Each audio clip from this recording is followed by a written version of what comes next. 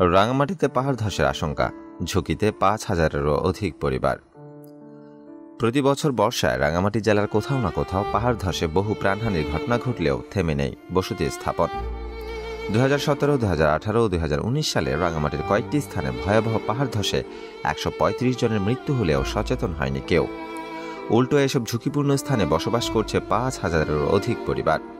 জেলা প্রশাসনের জরিপে এসব ঝুঁকিপূর্ণ পাহাড়ের তথ্য উঠে এসেছে। উল্লেখ্য, ২০১৭ সালের ১৩ জুন রাঙামাটিতে ভয়াবহ পাহাড় ধসে ৫ সেনা সদস্য সহ ১২০ জন ও ২০১৮ সালের জুনে নানিয়ারচর উপজেলায় পাহাড় ধসে ২টি শিশু সহ ১১ জনের প্রাণহানি ঘটে। ব্যাপকভাবে ক্ষতিগ্রস্ত হয় রাঙামাটি শহর সহ বিভিন্ন উপজেলা। বন্ধ হয়ে যায় সারা দেশের সঙ্গে সড়ক যোগাযোগ। প্রাণহানির পাশাপাশি কৃষিজমি ও ঘরবাড়িরও ব্যাপক ক্ষতি হয়।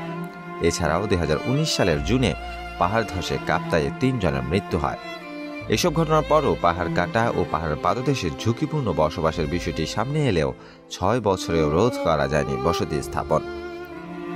জেলা প্রশাসন ও পৌরসভার তথ্য মতে পাহাড় ধসের ঝুঁকির মধ্যে শহরের আনাচে কানাচে ৩,০০০-এরও অধিক পরিবার ও বিভিন্ন উপজেলায় আরও ২,০০০ পরিবার সহ মোট ১৫,০০০-এরও বেশি লোক পাহাড় ধসের ঝুঁকিতে আছে।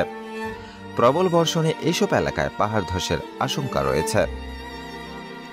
সরজমিনে দেখা গেছে রাঙামাটি শহরের ভেদবেদি যুব উন্নয়ন এলাকা, মন্তলা, দাবসাপছড়ি, পোস্ট অফিস এলাকা, মুসলিমপাড়া, নতুনপাড়া, শিমুলতলি, মনোঘর, সনাতনপাড়া, রেডিও স্টেশন, যুব উন্নয়ন এলাকা, রাঙাপানি, তবলছড়ি ও মহিলা কলেজ সংলগ্ন এলাকা সহ বিভিন্ন ঝুঁকিপূর্ণ এলাকায় বহু মানুষ পাহাড়ের পাদদেশে ও ঢালে বসবাস করছেন।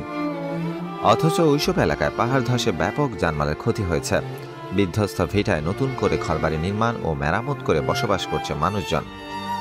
ওইসব এলাকায় বসবাসকারী লোকজনকে নিরাপদে সরে যেতে নির্দেশনা দিয়ে আসছে জেলা প্রশাসন। ঝুঁকিপূর্ণ এলাকায় বসবাসে বিধিনিষেধ জারি করে সাইনবোর্ড স্থাপন ও লিফলেট বিতরণ করা সহ সতর্কবার্তা প্রচার করা হচ্ছে। কিন্তু নিরাপদ আশ্রয়ে সরছে না মানুষ। কাপ্তাই, কাউখালী, বাঘাইছড়ি ও নানিয়ারচর উপজেলার বিভিন্ন এলাকায়ও ঝুঁকির মধ্যে বহু পরিবার বসবাস করছে। আবার অনেক জায়গায় ধসে যাওয়া পাহাড়ি ভূমি বিক্রিও হচ্ছে। এইসব জায়গা কিনে মেরামত করে তৈরি করা হচ্ছে স্থাপনা।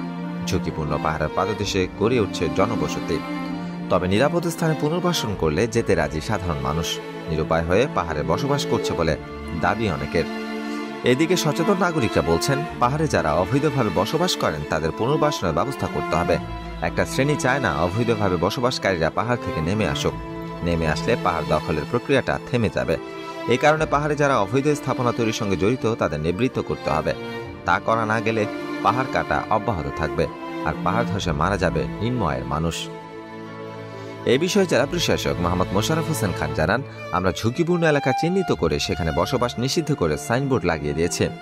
এরপরেও কেউ ঝুঁকিপূর্ণ পাহাড়ের বসতি ছেড়ে নিরাপদে সরে না গেলে জোর করে তাকে নিরাপদে সরিয়ে নেওয়া হবে। শহর ও উপজেলায় মোট ১৮২টি আশ্রয়কেন্দ্র খোলা হয়েছে। ইতিমধ্যে পাহাড় ধসের আশঙ্কায় রাঙামাটি শহরের বেতার ভবন, বিএম ইনস্টিটিউট স্কুল ও লোকনাথ মন্দির আশ্রমে আশ্রয়কেন্দ্রের লোকজন আশ্রয় নিয়েছে। ৩টি আশ্রয়কেন্দ্রে বর্তমানে ১৬২ জন আশ্রয় গ্রহণ করেছে। উপজেলা পর্যায়ে নির্বাহী কর্মকর্তারা প্রস্তুতি নিয়েছেন। উল্লেখ্য, প্রাকৃতিক দুর্যোগের যে কোনো সমস্যায় জেলা প্রশাসনের কন্ট্রোল রুম নাম্বার 0182030886, তাছাড়া 018949501006 এবং ফায়ার সার্ভিসের 019010216337 নাম্বার ও জাতীয় জরুরি সেবা ৯৯৯ এ যোগাযোগ করুন।